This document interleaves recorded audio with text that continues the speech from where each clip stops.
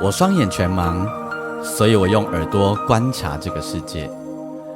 因为我看不见，所以我听声音的点点滴滴。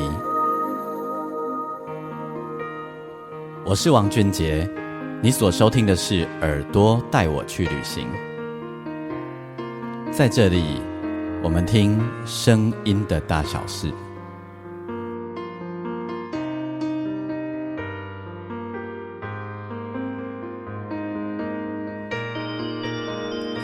收听是耳朵带我去旅行，我是王俊杰，欢迎你收听我们这一集的单集。不晓得你听完了我上一个单集跟黄静雅的对谈，你有什么样的 feel 呢？你有什么样的感受可以跟我们分享哦？然后静雅也很期待，如果大家你对于整个全球暖化有一些想法的话，你也可以在收听平台底下留言给我，或者是你也可以上我的粉丝页，在我的上一集的贴文呢留下你的讯息跟我分享。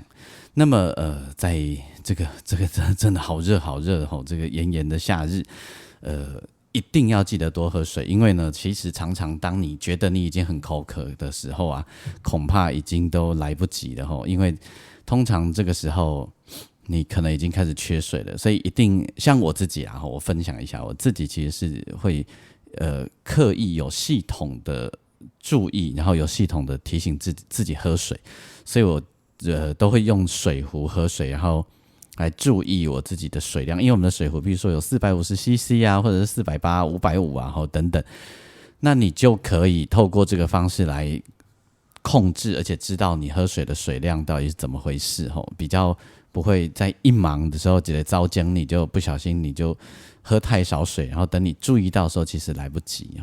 那另外就是天气热，有可能你会突然间没有很想上厕所，那一定也要提醒自己，如果你已经很久没有上厕所，你就是强迫自己去上一下厕所都好。这个是我另外一个节目不正经聊天室，我们的另外一个主持人资深护理师阿英的小叮咛，我觉得非常有用处，然后我实践也这几年实践下来也觉得非常的好，所以提供给大家作为参考。OK， 那我们这一集的单集呢，要透过 KKBOX 来播放歌曲，我想跟大家分享的是一个有趣的题目，就是呢，我想要来跟大家分享一些我自己觉得好听、我喜欢，但是其实很冷门的台语歌，就是比较没有被注意到，但它其实非常好听。那这些歌呢，我这一集我们从女生开始，其实这个可以做很多集啦。那想到我们就做一下，好不好？我们这一集就从女生开始。那我挑了4首歌，那因为版权的关系，所以呢，我一样用 KKBOX 来插播歌曲，但是歌单我就会把它放在那个内文里面，让大家可以参考，你可以点开来听听看，这样子。好，首先呢，第一首歌曲这是黄以玲的歌曲这条歌音就久了，可能是1999年的时候的作品了，这样子。98、99，我没有细查啦齁。好，那这一首歌的词曲作者呢，我没有查都没有发现。为了要播这首歌，我们就查了一下词曲作者还有编曲。先讲编曲，这一首歌的编曲人他的名字叫陈品。那关于陈品呢，他有一个小故事。陈品的原名啊，他的名字叫陈静心。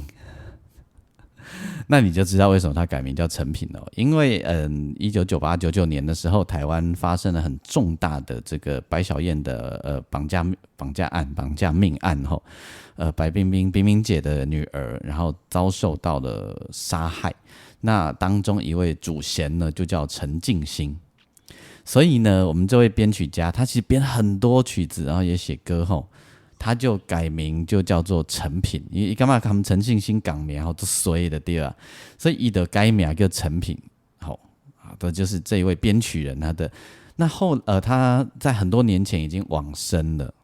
那么关于他的故事也有点让人唏嘘，因为后来他投资过度，然后导致他生活有点辛苦，他也曾经在工地上班，那后来最后一次遇到他是在台北的中山堂遇到他，他在那边当警卫，那一天我是跟徐锦纯一起遇到他的。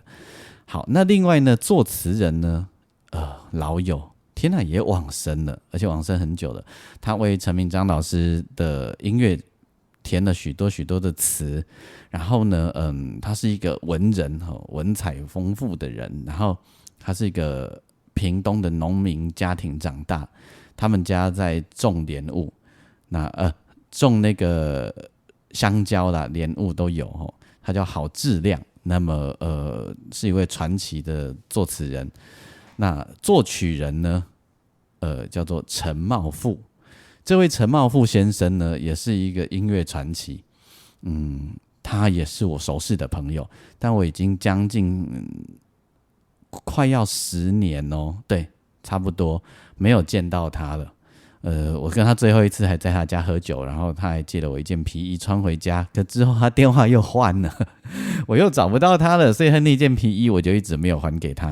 那我跟他的渊源是来自于陈明章老师的淡水走唱团，那他是第一代的 keyboard 手，那我是第2代的 keyboard 手，然后我们曾经有 double 到一起做双 keyboard 的演出。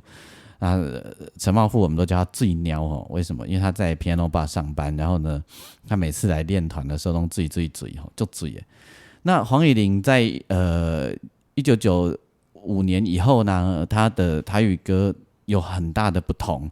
他的那个从1995、96、97、98、99，他的台语歌换了一种风格，开始你听到的雨伞前吼，然后你听到的那个爱着你心惊惊，想着你心痛痛，然后还有那个无字的情批，非常就是有别于之前他的6月挂彩给有心，或者是讲什么三面海水，因为这时候他加入了上华唱片他的台语歌有加入了一些比较华语的工业操作的元素，然后整个不管是编曲啊等等，都走在那个时代的流行音乐的工业水平之上。在那之前的歌呢，是另一种很接地气的台语会靠，但在这个阶段的他唱着都会型的台语歌，而且唱着轻熟女的心情。那连续很多张专辑都非常的叫座，然后也得到很多的赞赏，这样子。那当中我要介绍给你这一首冷门歌曲呢，我不晓得你有没有听过，也许有，也许没有。这一首歌，它唱起来有一点慵懒的 swing 的感觉，swing 的风格不到爵士啦，那歌名呢叫做《约你喝咖啡》，对，很都会轻熟女的情歌吧。好，那我们就废话不多说，你听一听这个。我们对黄乙玲熟悉的歌都是比较慢的歌曲，这一首是轻快的歌，你听听黄乙良这一首不同风格的歌叫做《约你啉咖啡》，来听看卖啊，伊用无同款的气口来唱这条好听的台语歌。听到这首歌以后，我不晓得你喜不喜欢，我自己蛮喜欢的，因为我本来就很喜欢黄乙玲唱的歌曲，不管是以前比较接地气传统式的6月挂彩给我心那种最破落地歹收回讲什么三面海水，包含他后来重新讲什么三面海水，还有重新编曲，我都很喜欢。早期那种很苦情的声音，到后来经过装饰之后的第一位呢黄乙玲，来第2位呢，这个也很特别。这真的很特别，我要跟你说很特别。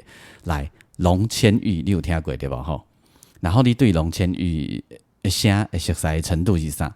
你会常常在三立或民视的8点档里面听到龙千玉唱着主打歌或者是片尾曲。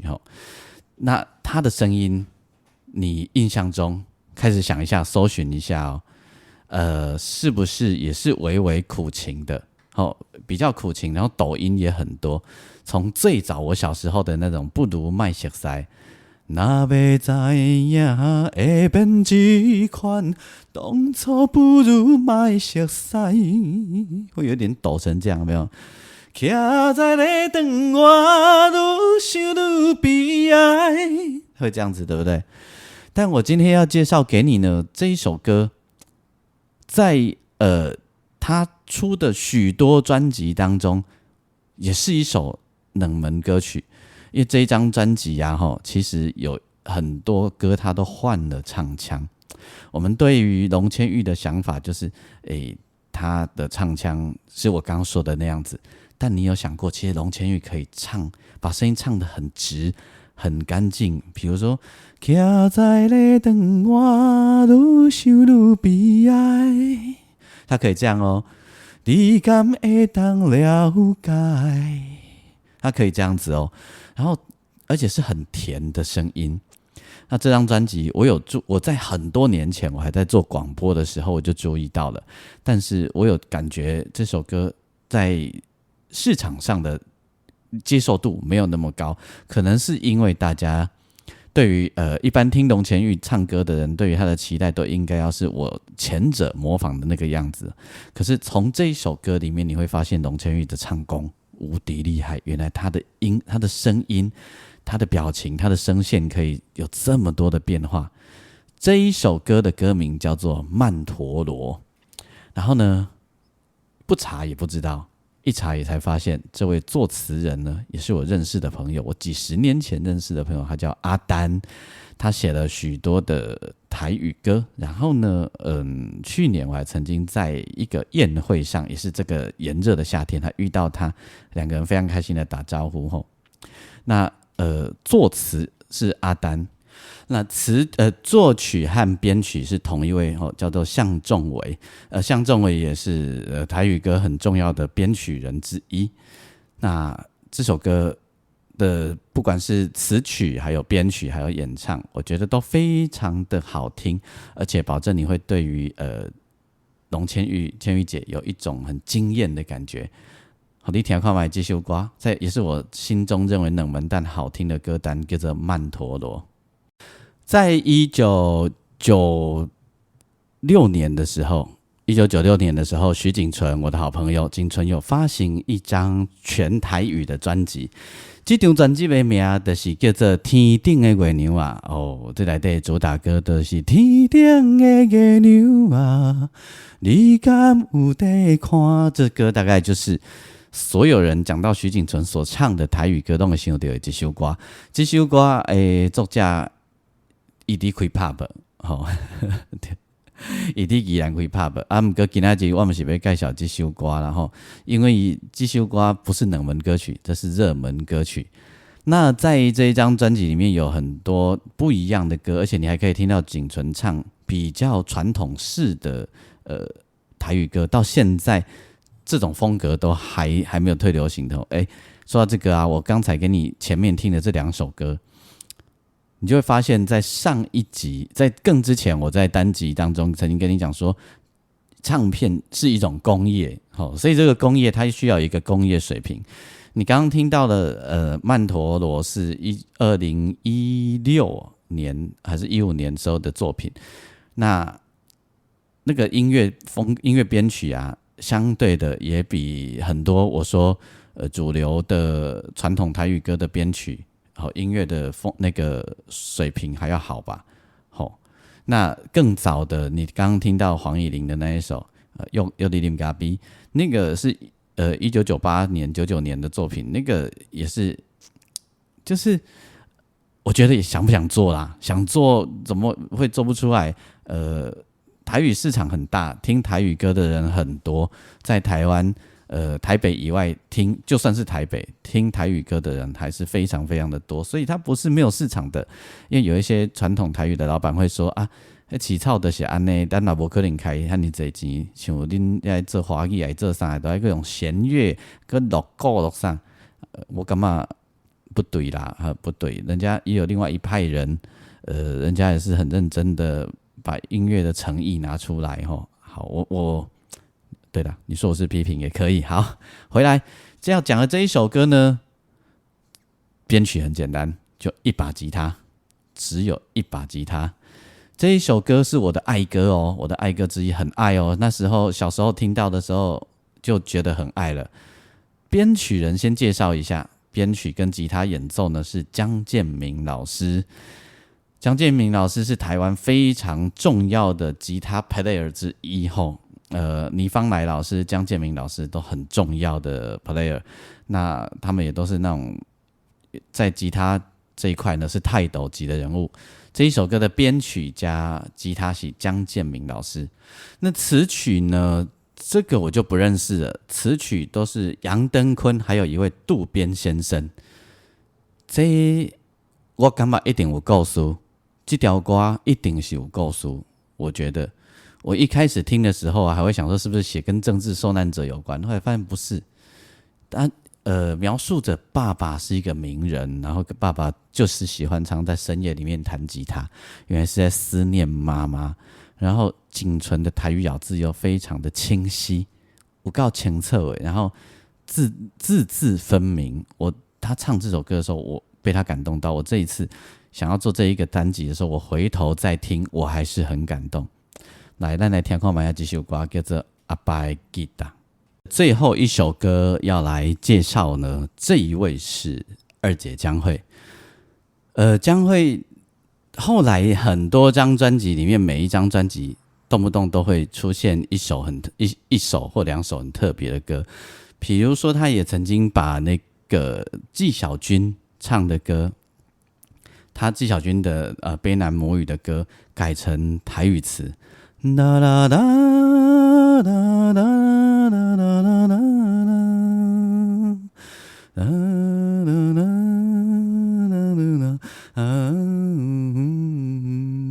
好，我一下子因为我没有特别认真去查，但这个旋律我想大家可能有一点熟吧。啦啦啦啦啦啦，哒哒哒哒哒哒哒哒哒哒。哒哒哒哒哒哒哒哒哒，这个旋律，然后呢，他把他找了作词人，把它填上的新的台语词。那我要在单集最后为大家介绍的是江蕙的有一首歌叫做《电车内面》。这首歌是有一天朋友推荐给我的吼，那是在差不多2017年的时阵。我在做耳朵带我去旅行，然后我在写歌。那有一天朋友就传了这一首歌给我听，我听哇，好好听哦，有够好听的这样子。然后因为这样子，我就写出了那个我的另外一首歌叫《上北的车站》哦，其实是这样来的。那大家我之前也曾经介绍过啊，如果你想听听看我的《上北的车站》的话，你就网络上搜寻一下，也就找得到了这样子。好，所以歌曲有时候会互相影响哦。当然，我那个上北的车站呢，跟这一首电车内面其实风格完全不一样，根本就我如果不说，你也听不出来是我被他启发的一个灵感哦，因为是完全两种不一样的风格。那电车内面呢，超都会的一首歌，它写着。有一个人，就是这个我这个视角呢，在电车里面看到形形色色的场景，然后把它描述出来、唱出来。这个是很像一个视窗哦，也就是观察者的角色。那观察的非常入味，入味。我想到的是台语，我讲非常的入味。啊，结果想讲入味华语被他讲没想讲。那作词作曲人呢，是台语很重要的创作者，叫巫野勋。然后呢，编曲人叫巫庆龙。这个光是前奏钢琴一出来，我就觉得很感人。然后他的曲式、他的曲风也不是那么传统台语歌的曲风。怎么说？就是不像传统台语歌的曲风反正不管你的听看嘛呀，你的怎样。那希望大家你喜欢我制作的这一集的单集，之后我们还可以介绍很多冷门的台语歌，包括男生的齁，之后有机会再慢慢的分享给大家。OK， 如果你喜欢我的作品的，你喜欢我的节目的话，邀请你可以上我的粉丝页，你可以打钢琴诗人王俊杰。我每一集呢，我都在上面留一则贴文，你可以跟我在底下跟我分享你的感受。当然，你也可以在你的收听平台帮我按评分5颗星，把我的节目介绍给更多的人认识，给更多人的知道，这样子齁。OK， 那我们就来听最后这一首歌，这也是我的爱歌《等车来面》。